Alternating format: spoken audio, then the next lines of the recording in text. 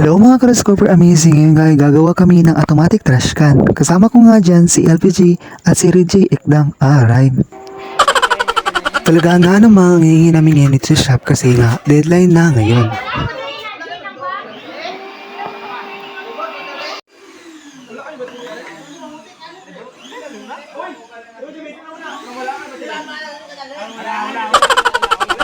At ito nga, iniready na nga namin ang aming program na i-upload namin dito sa aming Arduino board.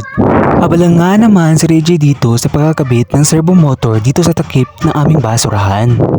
Ito nga pala ang ginagawa namin ay project lamang namin ito sa aming midterm. Ang purpose nga pala nitong project namin ay para hindi ka na mapagod sa pag-open ng basurahan.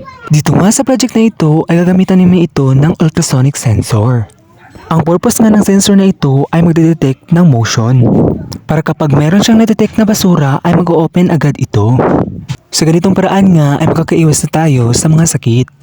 At talaga nga namang masisecure natin ang ating proper hygiene at sanitation. At dito nga ay na-finalize na lang ni Reggie at LBG ang connection.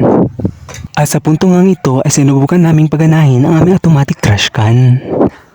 At sinabihan kami ng aming instructor na i-adjust daw ang distance ng ultrasonic sensor. Para nga mas malaki ang coverage nito. At agad-agad naman naming in-adjust ang aming program. At sa pag-upload namin ng aming program sa aming Arduino board ay ito ang nangyari. At talaga nga namang gumana nga ito. At ay ang masasabi namin ay we love electronics at robotics. Kita ko na niya basura. Kaya ano man na?